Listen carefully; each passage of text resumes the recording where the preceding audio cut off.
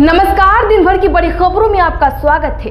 आज की खबर में बात होगी आप में गदर 7 सांसदों संग राघव चड्ढा भाजपा में शामिल, ईडी का छापा पड़ते ही हुआ खेल की। और ज्ञानेश कुमार को बड़ा झटका, हटाने के लिए राज्यसभा से जारी हुआ नोटिस की। साथ ही बंगाल वोटर टर्नआउट देखकर खुश हुए सीजेआई तो टीएमसी ने दिखा दी सच्चाई, बीजेपी के उड़े होश की। और अगर हम बोझ हैं तो एक बार कह दो, ब्रजभूषण की योगी को खुली चेतावनी की। वहीं खबर के अंत में बात होगी अचानक राहुल के जो उचित हो करो पर नरवड़े का बड़ा बयान की। इसी के साथ आज दिन भर की सभी बड़ी और महत्वपूर्ण खबरों को जानेंगे विस्तार से। उससे पहले एक नजर सुर्खियों पर। सम्राट सरकार फ्लोर टेस्ट में पास, सीएम का तेजस्वी को जवाब, सत्ता किसी की बपौती नहीं, लालू जी का अत्याचार नहीं होता तो मैं सीएम नहीं होता। ईरान जंग में खर्च हुई चीन के लिए रिजर्व मिसाइलें, अमेरिका का मिसाइल स्टॉक खत्म होने के करीब, हर दिन 90 अरब खर्च। वे झालमुड़ी का वादा कर रहे हैं, मैं भेलपुरी खिलाऊंगी, ममता बनर्जी का भाजपा पर तीखा हमला। बंगाल में मोदी बोले टीएमसी का दिया बुझने वाला, शाह ने कहा अगला सीएम यही जन्म लेने वाला होगा, बस दीदी का भतीजा नहीं होगा। व्यवसायिक एलपीजी की आपूर्ति लगभग 70% तक बहाल, कल बेचे गए 5 किलो के 81,000 सिलेंडर।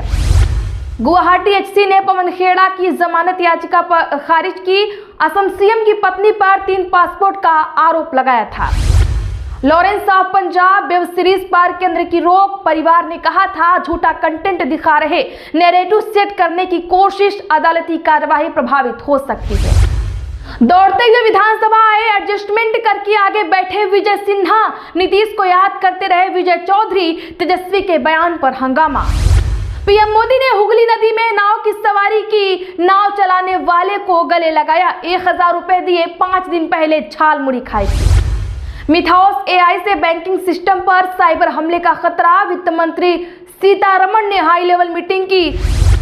इस्लाम में महिलाओं के मस्जिद आने पर रोक नहीं, बेहतर यह कि वे घर पर ही इबादत करें, सबरीमाला केस में याचिकाकर्ता की दलील। मणिपुर में मेरा पाइबी की महिलाएं सड़कों पर उतरी, दिन में रास्ते रोक कर धरना, रात में मशाल रैलियों से कानून व्यवस्था संभाल रही। हिमाचल सीएम ने खड़गे पर एफआईआर को दुर्भाग्यपूर्ण बताया, सुक्खू बोले आवाज दबाने की कोशिश, महिला आरक्षण पर बीजेपी का प्रदर्शन राजनीति से प्रेरित। बड़े चैनलों के मालिक एंकरों का शोषण करते हैं, महिलाओं पर बयान के बाद घिरे पप्पू यादव, बोले करिश्मा कपूर का भी शोषण हुआ था। ट्रंप के पास जंग जारी रखने के लिए 7 दिन, 1 मई से पहले अमेरिकी संसद की मंजूरी जरूरी, पार्टी के 10 सांसद विरोध में। मुश्तबा खामेनेई का चेहरा होंठ जला, प्लास्टिक सर्जरी की जरूरत, पैर काटने की नौबत, नकली पैर लगेगा, अब ईरान को सेना के जनरल चला रहे। भास्कर का आया नया सर्वे, उत्तर प्रदेश में 403 में से 256 सीटों पर भाजपा पहली पसंद, सपा को 135 सीटें, एनडीए के सहयोगी दलों को सबसे ज्यादा नुकसान। तो चलिए अब जानते हैं बड़ी और महत्वपूर्ण खबरों को विस्तार से। उससे पहले वीडियो को लाइक नहीं किया है तो एक लाइक करके खबरों को आखिर तक जरूर देखें। आपके राज्यसभा सांसद राघव चड्ढा भाजपा में, कहा 10 में से 7 सांसद साथ। अशोक मित्तल ने ईडी छापे के 10वें दिन भाजपा ज्वाइन की। दरअसल आपको बता दूं कि आम आदमी पार्टी के 10 राज्यसभा सांसदों में से 7 सांसद भाजपा में शामिल होंगे। इसका ऐलान पंजाब से राज्यसभा सांसद राघव चड्ढा ने आज लगभग 4 बजे प्रेस कॉन्फ्रेंस में किया है। उन्होंने बताया कि राज्यसभा सांसद संदीप पाठक, अशोक कुमार मित्तल, हरभजन सिंह, विक्रमजीत सिंह साहनी, स्वाति मालीवाल, राजेंद्र गुप्ता हमारे साथ हैं। पंजाब में 2027 में विधानसभा चुनाव है। प्रेस कॉन्फ्रेंस में उनके साथ संदीप पाठक और अशोक मित्तल भी मौजूद थे। Ashok Mittal lovely professional university के चेयरमैन हैं और जालंधर में उनके घर 10 दिन पहले 15 अप्रैल में ईडी ने छापेमारी की थी। वहीं राघव चड्ढा का बयान भी सामने आया। राघव चड्ढा ने कहा, जिस सांप को मैंने अपने खून पसीने से सींचा और अपनी जवानी के 15 साल दिए, वो अब अपने सिद्धांतों, मूल्यों और मूल नैतिकता से भटक गई है। अब यह पार्टी देश के हित में नहीं बल्कि अपने निजी फायदे के लिए काम करती है। राघव ने बताया कि पिछले कुछ सालों से मुझे यह महसूस हो रहा था कि मैं गलत पार्टी में सही आदमी हूँ। हमने यह फैसला किया है कि हम संविधान के प्रावधानों का इस्तेमाल करते हुए खुद को बीजेपी में मिला लेंगे। तो दर्शकों क्या लगता है, अब ईडी का छापा नहीं पड़ेगा? कमेंट जरूर करें। ब्रजभूषण सिंह बोले, अब समझाने का वक्त नहीं, 2027 या 2029 के चुनाव में दिखा देंगे। आज सरकार की नजरों में हमारा कोई अस्तित्व नहीं है, हम अनुपयोगी लगते हैं। अगर किसी को ऐसा लगता है कि हम भार बन चुके हैं तो बस एक बार कह दो कि हमारी जरूरत नहीं। 2027 में कह दो, 2029 में कह दो, जब भी मन करे आकर कह दो, हम दिखा देंगे कि हमारी उपयोगिता है या नहीं। चुनौती भरे लहजे में ये बातें कैसरगंज सीट से पूर्व सांसद ब्रजभूषण शरण सिंह ने बिहार के भागलपुर में कही।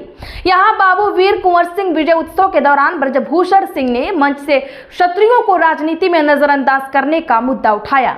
उन्होंने कहा कि अब समय ज्यादा समझाने का नहीं रह गया, अब समय अपनी ताकत पहचानने का है। यह हमारी गलती है कि जब जब हमें दबाया गया हम मौन रहे, यही वजह है कि हमें तवज्जो नहीं दी जाती है। यह हमारी कमी है कि हम अपने महापुरुषों कुंवर सिंह, महाराजा देवी बख्श सिंह, झांसी की रानी बिरसा मुंडा को उचित स्थान नहीं दिलवा सके। ब्रजभूषण शरण सिंह ने कहा कि देश की आजादी का श्रेय केवल कुछ लोगों तक सीमित कर दिया गया है, कई क्रांतिकारियों को नजरअंदाज किया गया। झांसी की रानी, कुंवर सिंह, महाराजा देवी बख्श सिंह, बिरसा मुंडा, किसी को भी श्रेय नहीं दिया गया।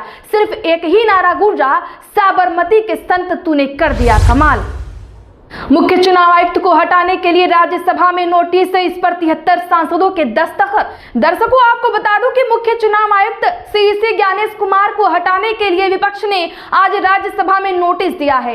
इस पर 73 सांसदों के दस्तखत हैं। इससे पहले मार्च में विपक्ष ने ज्ञानेश कुमार को हटाने के लिए संसद में नोटिस दिया था। हालांकि लोकसभा अध्यक्ष ओम बिरला और राज्यसभा सभापति सीपी राधाकृष्णन ने इन नोटिसों को खारिज कर दिया। उन्होंने कहा कि ज्ञानेश कुमार के खिलाफ लगाए गए आरोप उन्हें हटाने के लिए आवश्यक उच्च संवैधानिक मानदंडों को पूरा नहीं करते हैं। लोकसभा में सीईसी को हटाने के प्रस्ताव के लिए कम से कम 100 सांसदों के हस्ताक्षर जरूरी होते हैं। राज्यसभा में इसके लिए कम से कम 50 सांसदों के हस्ताक्षर जरूरी होते हैं। क्या इस बार ज्ञानेश कुमार का पत्ता साफ होने वाला है? कमेंट बॉक्स में जरूर बताएं। सीजेआई बोले, बंगाल का वोटर टर्नआउट देखकर बहुत खुश हूं। एसआईआर लिस्ट से बाहर चुनाव अधिकारियों की याचिका पर कहा, इस बार वोट नहीं डाल पाएंगे। दरअसल सुप्रीम कोर्ट ने पश्चिम बंगाल विधानसभा चुनाव के पहले चरण में हुई रिकॉर्ड वोटिंग की तारीफ की है। आज हुई सुनवाई के दौरान सीजेआई सूर्यकांत, जस्टिस जय माल्या बागची और जस्टिस विपिन पंचोली की बेंच ने राज्य में चुनावी बवाल न होने पर संतोष जताया। सीजेआई ने कहा, भारत के नागरिक के रूप में मुझे मतदान परसेंट देखकर बहुत खुशी हुई है। जब लोग अपने मताधिकार का प्रयोग करते हैं तो इससे लोकतांत्रिक व्यवस्था मजबूत होती है। सुप्रीम कोर्ट ने कहा, जिनके नाम वोटर लिस्ट से हटा दिए गए हैं कि वे लोग समाधान के लिए कोर्ट की तरफ से नियुक्त 19 अपीलियर ट्रिब्यूनलों से संपर्क करें। कोर्ट बंगाल में एसआईआर को चुनौती देने वाली याचिकाओं की सुनवाई कर रहा था। सुप्रीम कोर्ट ने चुनाव से पहले इस प्रक्रिया को रोकने से इनकार कर दिया था। कोर्ट ने अपीलियर ट्रिब्यूनलों से कहा है कि वे उन लोगों को पहले सुनवाई का मौका दें जो वोटर लिस्ट में नाम जोड़ने के लिए अर्जेंट सुनवाई की गुहार लगाते हैं। बता दूं कि सुप्रीम कोर्ट ने 24 अप्रैल को उन विभिन्न लोगों की याचिकाओं पर सुनवाई करने से इनकार कर दिया था जिनके नाम पश्चिम बंगाल में मतदाता सूची के विशेष गहन संशोधन के दौरान मतदाता सूची से काट दिए गए थे। इनमें लगभग 65 चुनाव ड्यूटी अधिकारी भी शामिल थे। याचिकाकर्ता के वकील एमआर शमशाद ने कहा कि कई अधिकारियों के नाम बिना किसी कारण के मनमाने ढंग से मतदाता सूची से हटा दिए गए थे। उनके ड्यूटी ऑर्डर में एपिक नंबरों का उल्लेख है, अब उन नंबरों को हटा दिया गया है। अब चुनाव कराने वाले लोग वोट नहीं दे सकते, यह मनमाना है। कई मामलों में कारण भी नहीं बताए गए हैं। नरवणे बोले, चीन गतिरोध में सरकार ने अकेला नहीं छोड़ा। राहुल का दावा था, पीएम पूर्व आर्मी चीफ से बोले थे जो उचित समझो करो। जी हां, पूर्व army chief general MM Naravane ने कहा है कि 2020 में चीन के साथ गतिरोध में सरकार ने सेना को अकेला नहीं छोड़ा था। सरकार पूरी तरह से सपोर्ट में थी और पूरा अधिकार दिया था कि हालात बिगड़ने पर चीनी सैनिकों पर गोलियां चला सके। जनरल नरवणे ने कुछ चैनल्स को दिए इंटरव्यू में अपनी किताब 4 स्टार्स ऑफ डेस्टिनी से जुड़े विवादों पर बात की। इंडिया टुडे से बातचीत में कहा, जो उचित समझो वह करो। टिप्पणी सशस्त्र बलों पर सरकार के पूरे भरोसे को दर्शाती है और इस पर राजनीति नहीं होनी चाहिए। जमीन स्थिति का जवाब देने के लिए सशस्त्र बलों को फ्री हैंड दिया गया था। वहीं नरवणे ने कहा, सरकार को सेना पर गहरा विश्वास था। उन्हें पता था कि जो भी निर्णय लिया जाएगा वह सभी पहलुओं को ध्यान में रखकर लिया जाएगा। बम्पर मतदान के दावे पर डेरेक ओब्रायन का पलटवार, बीजेपी के चेहरे से उड़ा रंग। जी हां, तृणमूल कांग्रेस के सांसद डेरेक ओब्रायन ने आज पश्चिम बंगाल चुनाव के प्रथम चरण में अधिक मतदान का श्रेय मतदाता सूची के विशेष गहन संशोधन SIR को दिया है। इसके साथ ही दावा किया कि 2026 में डाले गए वोटों की संख्या 2021 के चुनावी की तुलना में कम है। आपको बता दें कि केंद्रीय मंत्री अमित शाह का जिक्र करते हुए एक पोस्ट में डेरेक ओब्रायन ने आंकड़े देते हुए दावा किया कि 2026 और 2021 के चुनाव के पहले चरण में डाले गए वोटों की संख्या में मामूली अंतर है और उन्होंने TMC की जीत के प्रति विश्वास व्यक्त किया है। उन्होंने तर्क दिया कि 2026 में रिकॉर्ड उच्च मतदाता मतदान जो 2021 में लगभग 84% था, केवल SIR अभ्यास में हटाए गए नामों के कारण था। आगे कहा, इसका मतलब यह है कि 2021 की तुलना में 2026 में अधिक मतदान होने के बावजूद कुल डाले गए वोटों की संख्या वास्तव में कम हो गई। दरअसल अमित शाह मीडिया के सामने चिल्ला चिल्ला कर कह रहे थे कि इस बार सरकार बदलने के लिए ज्यादा वोट डाला गया है। सम्राट सरकार फ्लोर टेस्ट में पास, सीएम का तेजस्वी को जवाब, सत्ता किसी की बपौती नहीं। दरअसल सम्राट सरकार ने फ्लोर टेस्ट ध्वनिमत से पास कर लिया है। स्पीकर प्रेस कुमार ने नई सरकार को बधाई दी। इस दौरान तेजस्वी ने सम्राट को टेंशन दे दी। विश्वास मत पर चर्चा के दौरान नेता प्रतिपक्ष तेजस्वी यादव ने बीजेपी और सम्राट चौधरी पर तीखे हमले किए। उन्होंने कहा, भाजपा ने नीतीश कुमार को फिनिश कर दिया। चुनाव में इन लोगों ने नारा लगाया था 2025 से 30, फिर से नीतीश। इन लोगों ने नीतीश कुमार को ही 25 से 30 में खत्म कर दिया।